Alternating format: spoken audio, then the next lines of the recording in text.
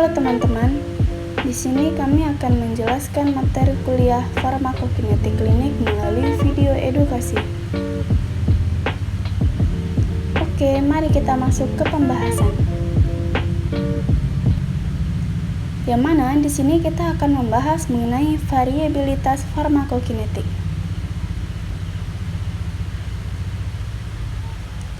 Apa sih variabilitas itu?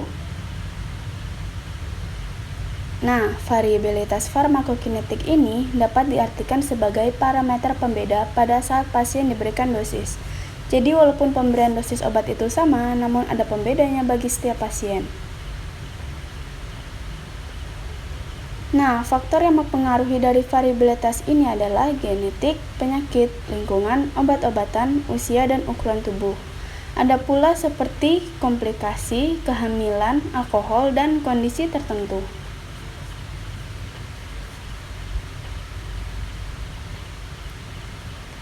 Selanjutnya, kita akan masuk ke topik pembahasan mengenai fase biofarmaseutika yang terbagi menjadi dua bagian, yaitu bentuk sediaan dan zat aktif sediaan.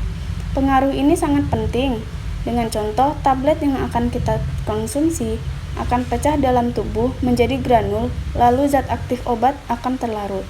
Dari sinilah zat terlarut akan memasuki 4 proses yang disebut dengan ATMA. Bagaimana sih cara kerja dari ATMA obat?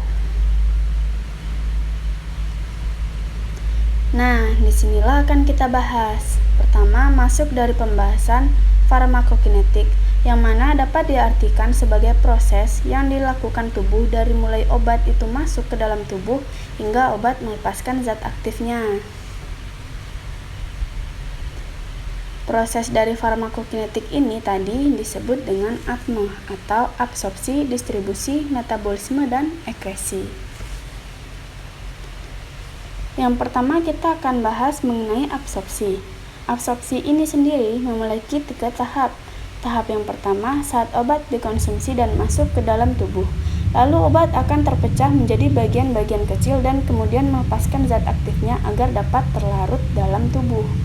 Faktor yang mempengaruhi ini adalah ukuran partikel, pengaruh larut obat, dan beberapa faktor fisika kimia obat tersebut.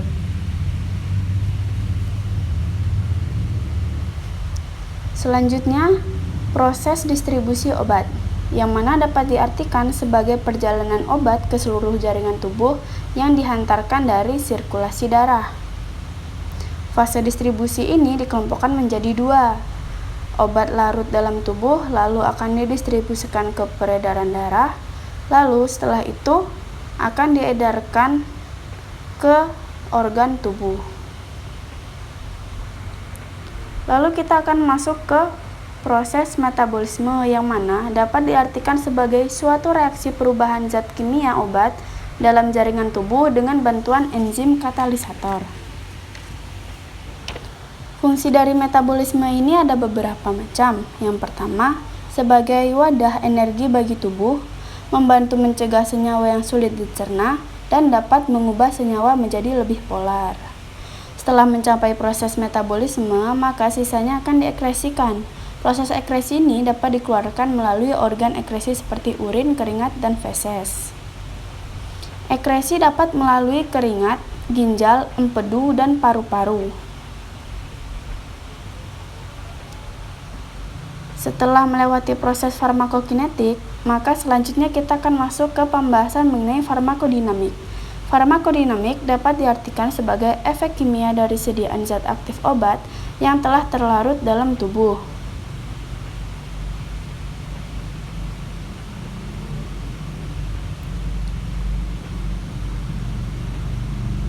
Efek obat ini terjadi karena interaksi obat dengan reseptor di dalam jaringan tubuh.